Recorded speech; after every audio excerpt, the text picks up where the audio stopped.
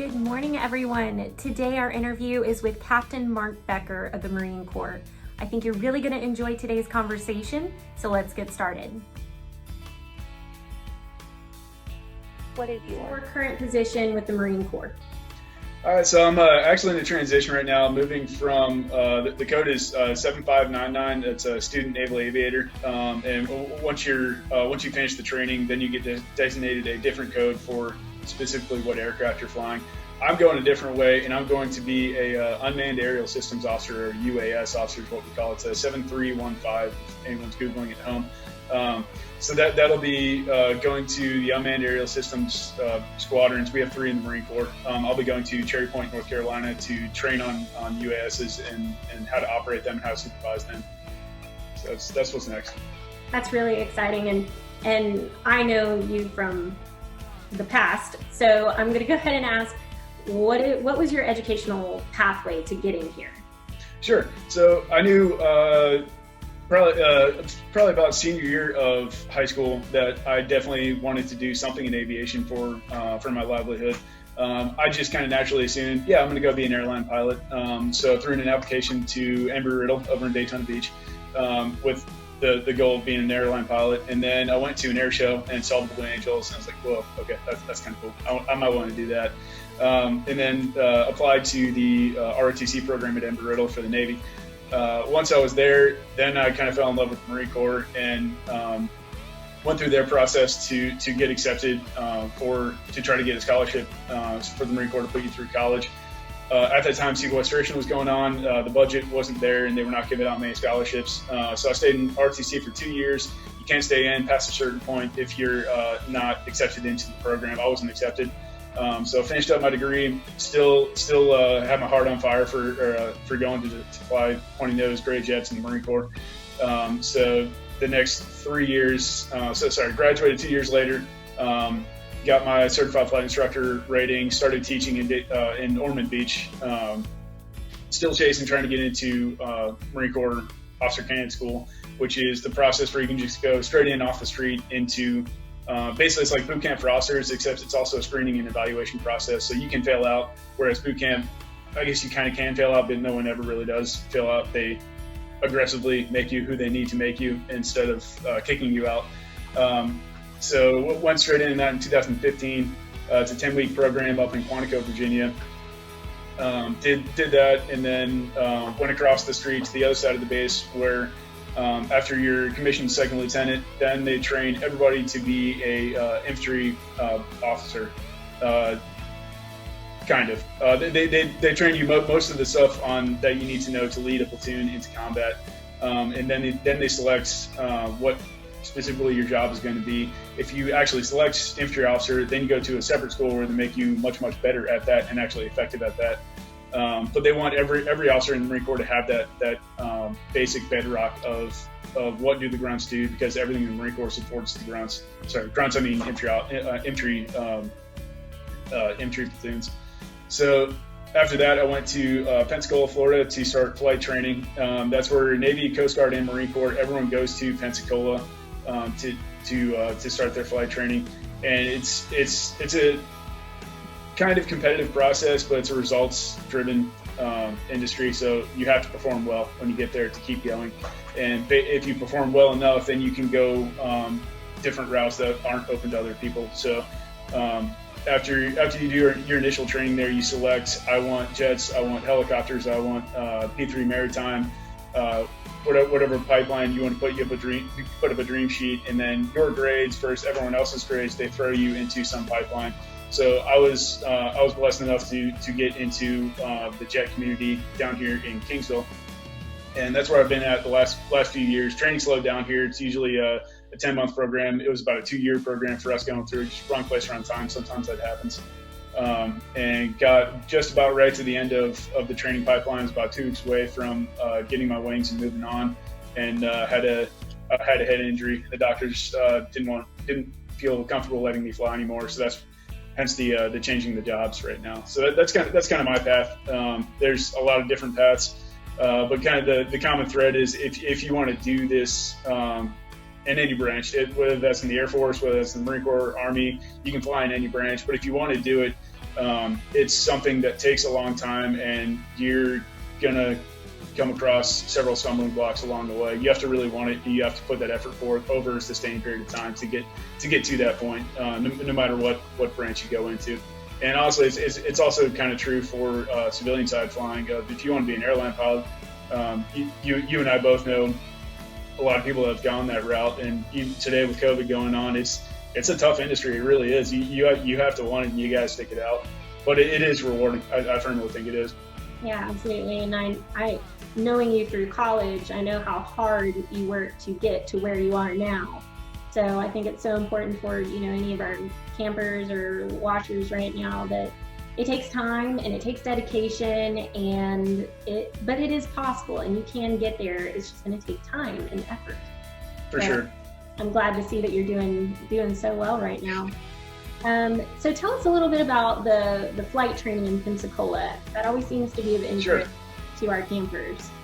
It's also it's a little confusing how it works. So the Navy runs flight training for the Coast Guard, and the Marine Corps, and the Navy, obviously. So you show up in Pensacola for API, Aviation Pre-Flight Indoctrination. So everyone, actually, sorry, back up. Before that, if you don't have a civilian license, you do what they call IFS, Introductory Flight Screening, which is about 10 hours in a Cessna, just the basics of flying, and you actually solo after that. And it's a screening process. So if you can't get over air sickness, or you can't perform somehow, or you don't have the dedication to memorize what you need to memorize, then you get shown the door right there at the beginning of flight training, and you go most likely do a different job in whatever branch you're in. After that, then you go to API, Aviation Pre-Flight Indoctrination, which is an incredibly intense, I think it's 4 weeks, maybe 5 weeks, of just a quick hit on a whole lot of subjects having to do with aviation, from weather to regulations to engines to all kinds of stuff. And that was probably the hardest. I studied harder there than I ever did in college. It's pretty intense, but it's short, and you just sprint through it and get done. At the end of that, then you finally get to go move on and fly something. So you'll either go to Corpus Christi, Texas, or Milton, Florida, which is just up the road from Pensacola. And it's supposed to be a 6-month program of flying the T6, which is a turboprop 2-seat aircraft, ejection seat aircraft. Whole lot of fun to fly, and you do a lot of kind of a quick hit on everything. Again, you go out and do aerobatics, you do spins, you do instrument stuff, you do formation flying. So you fly within about I think they do like 15 feet between aircraft, and that's the first big selection process where it dictates what your career is going to be. So if you do well in primary and you want jets, you can get jets, but there's a cutoff. If you want helicopters, you'll probably get helicopters, but you still have to be good. You still have to be in there fighting for it. From there, everyone branches off. Helicopter training is at that same field in Milton. C-130 P3 training is down in Corpus Christi, Texas, and jet training is between Meridian, Mississippi, and Kingsville, Texas. That's where I'm at right now. And so once you're done with that, then you go down to Kingsville, and it's supposed to be a 10-month program. It's much longer than that, and you do a lot of cool stuff, and it's intense. It's a lot of fun though. Everything from closer formation flying with 4 aircraft at the same time. You're a few feet away. Close enough that we communicate by moving our hand and arm signals to not be on the radio. So it's a whole lot of fun. You land on aircraft carriers. You do low-level flying where we're at 500 feet, 360 knots, going through mountain ranges, stuff like that. That's to build the fundamentals of tactical flying, to get to a target without being seen on radar and get back out from a target. We also do strike out in El Centro, California, where we drop practice bombs. They're about 40-pound bombs like this that give a little puff of smoke. You do aircraft carrier qualifications, so you land on an aircraft carrier 10 times and hopefully pass. It's another hurdle. Not a lot, but some people do not pass and end up getting shown the door there. Another big hurdle is the last thing you do is BFM, basic fighter maneuvers, which is the fundamentals of dogfighting, where they teach you how to do that here. And then where you go next, they keep building on that and keep building on that. And eventually after a couple of years, you actually get good at it, but it's difficult. It's a lot of fun though. So that's kind of the track. If I would have continued on and gotten my wings, the next stop would have been the Fleet Replacement Squadron, where there's another selection at the end of flight training to see specifically what aircraft do you fly. So are you going to go fly Harriers? Are you going to go fly F-35s? Are you going to go fly Hornets? That's where that stepping off point goes. And then it's about a year, sometimes a year and a half to train on that specific aircraft. And then you go to your Fleet Squadron, where now you're in a deployable unit and you're still at the bottom rung. It's a never-ending process of learning. And it's once you're at the final end stop of like, okay, I'm in it. I'm actually I can do the job now. Now you're just starting and you're learning again, and it's a couple months until you're actually qualified to go out there and do a mission. And it's never-ending learning until you leave that Fleet Squadron. There's a brief moment where you're like, okay, I know a lot of stuff. I'm still learning, but I feel comfortable with everything. And poof, now you're off doing a different job somewhere else in the military. So it's a ride. I wish I could have gone the rest of that route, but where I'm going is going to be awesome. Unmanned systems are coming around, going to be playing a much bigger role than manned aircraft in the future here. Yeah, absolutely. So I'm curious, what aircraft would you have wanted had you? I number one, I put F-18s in Beaufort, South Carolina, Marine Corps Air Station Beaufort. I asked around and like where my grades shook out. I would not have gotten my first choice. I probably would have ended up in Cherry Point, North Carolina, flying the Harrier, which is the vertical takeoff and landing one. That's one of my favorites. It's so neat. It's cool, yeah. Great. Well, I'm sure you will thoroughly enjoy working with UAS systems. For sure. So one last question I have for you is, especially for our virtual campers, they range from ages 11 to 17, and a lot of them are in high school thinking about aviation careers or career in STEM in general. What advice would you give them, especially when they're starting to look towards college career or maybe even going directly into the military? Sure. A couple things. First, get out there and get some experience, talk to people. If you're not financially in a position where you can actually get in an aircraft and go ride, talk to some people at the airport. There's a lot of people that would love to take you up for a ride for free and just share that love of aviation with you. Do some reading online, read about different careers. There's a lot out there, and find mentors to talk to kind of take you under their wing and show you the path. And also, it's okay to change your mind, like I did. Like I'm absolutely going to be an airline pilot. Like, no, that's cool. I want to do that. And now I'm in this role where I did that path and I was near the end of it, and now I'm doing something else, and that's going to be great too. There's a lot out there to do.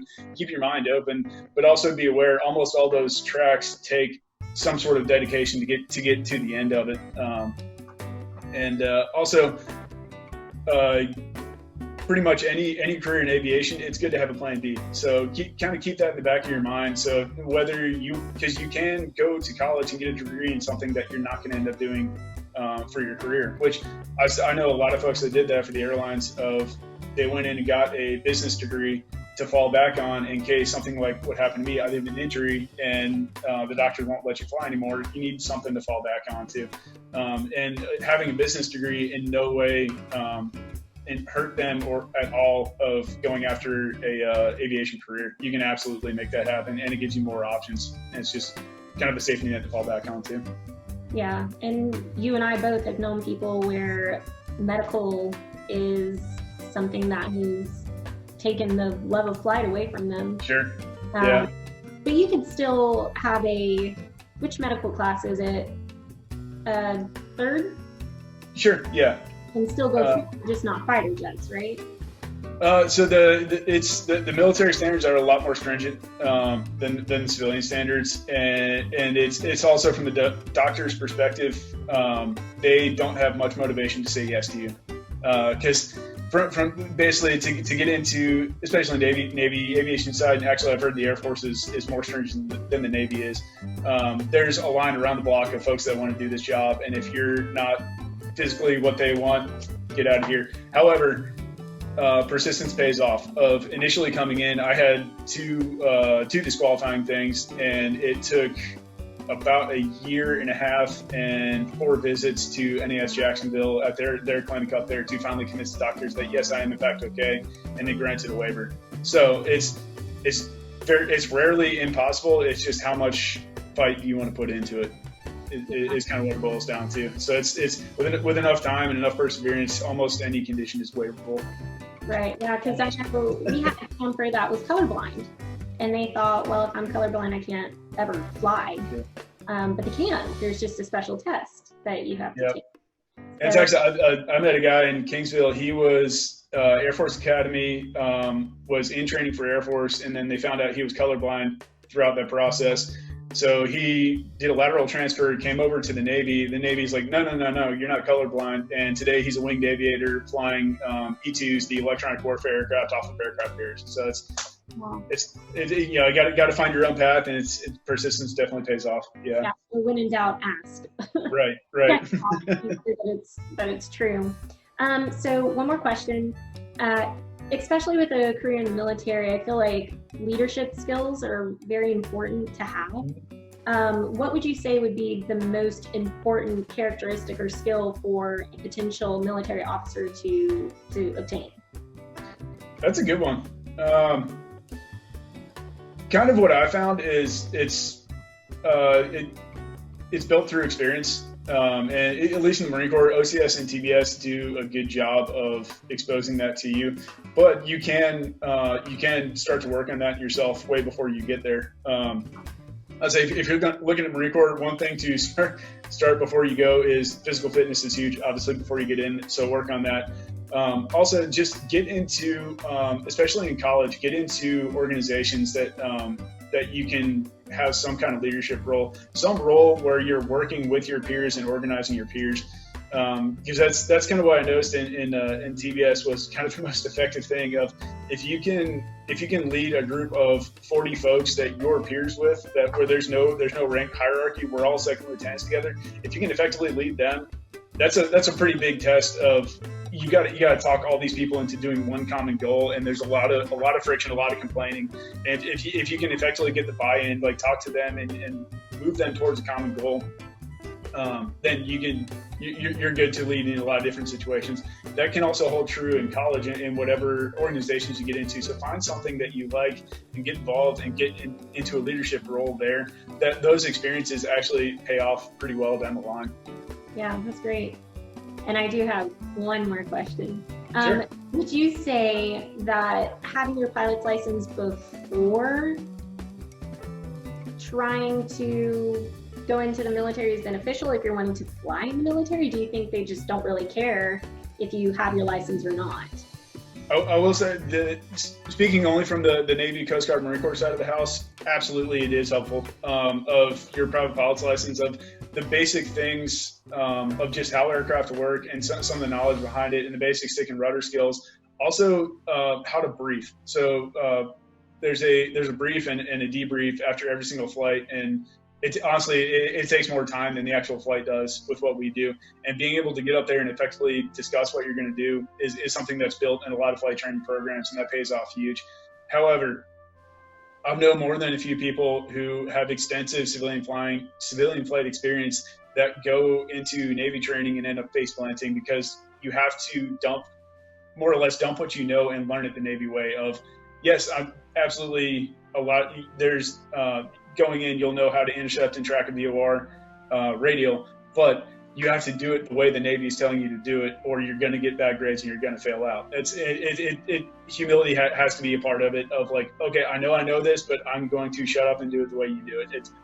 But if you can approach it that way, it will pay off huge. Honestly, like my civilian flying experience before I got in was a huge factor in me being able to get jet grades once I got there. You're by no means like in the club or like able to get it just because you have that prior flight time, but it helps if you approach it the right way. Absolutely. Well, Mark, I really appreciate you hopping on here with us. I know you're busy, and I appreciate it greatly.